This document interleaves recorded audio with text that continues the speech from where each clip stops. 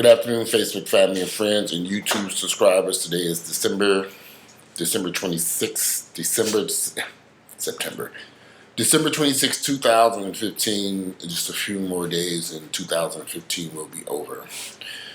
Now, I've lived in Atlanta for the past, I moved here when I was 18 years of age in 1989. So I've lived here for a very long time, over 25 years.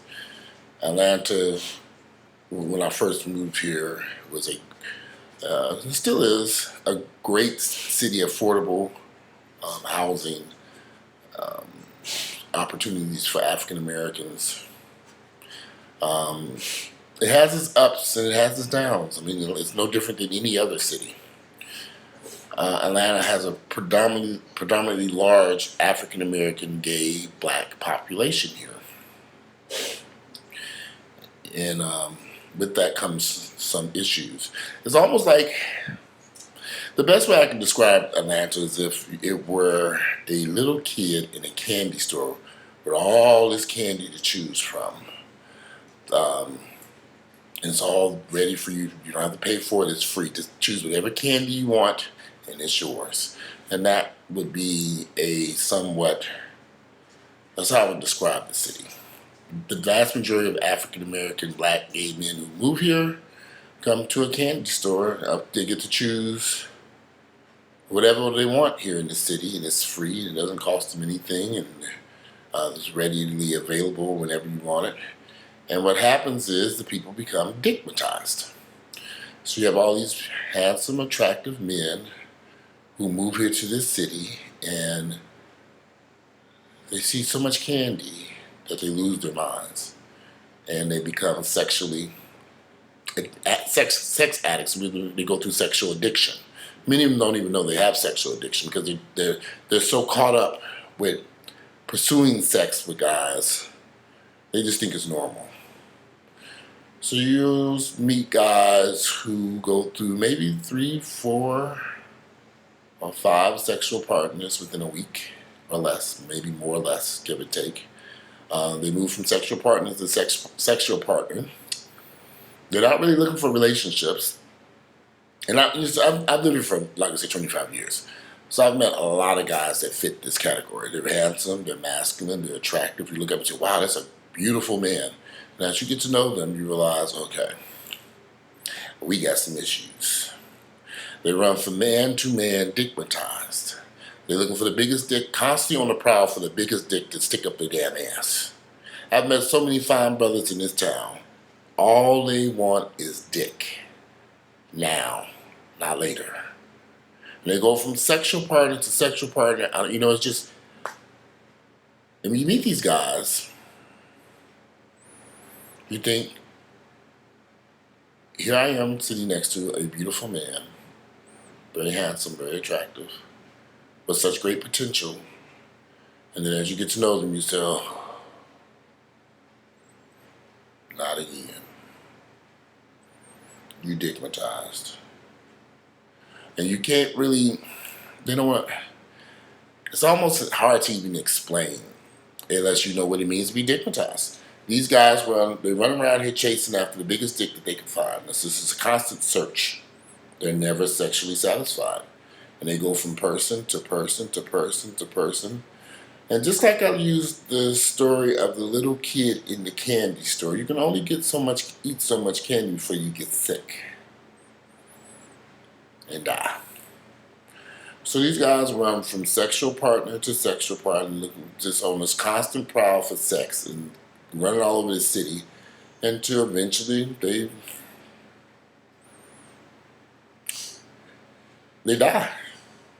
So you're looking at somebody who's very handsome, attractive man. In 5 years, after they move here, within 5 years, they look like a crack addict.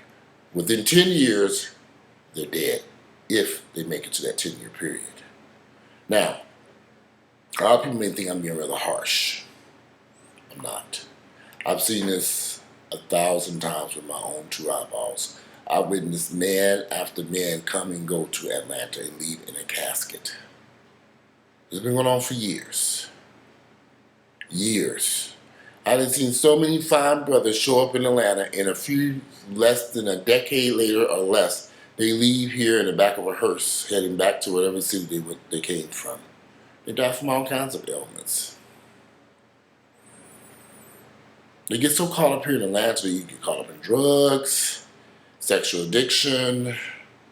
They get so caught up drinking, partying, clubbing. They can't work, they can't have a job, they can't do anything because their lives are just so wrapped around trying to get that damn almighty dick. And I just sit back and look at these guys. Some guys I've tried to talk to and try to talk some sense into them. But when you dicknotized,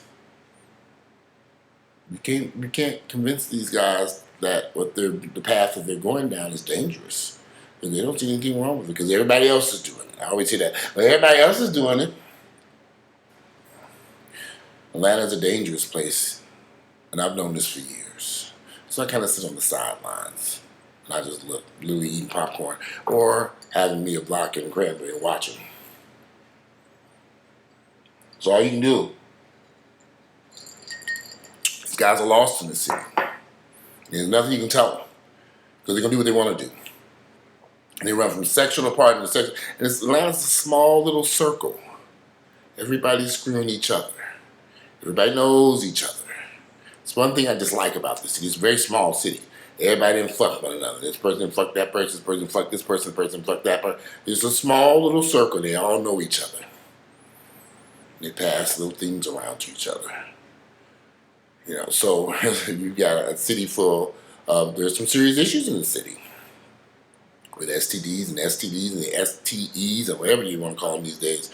You know, there's just a lot of stuff going on here in Atlanta. Especially when the vast majority of these guys are having sex without using condoms. They like it raw. And it's just the truth. They don't use condoms here in the city.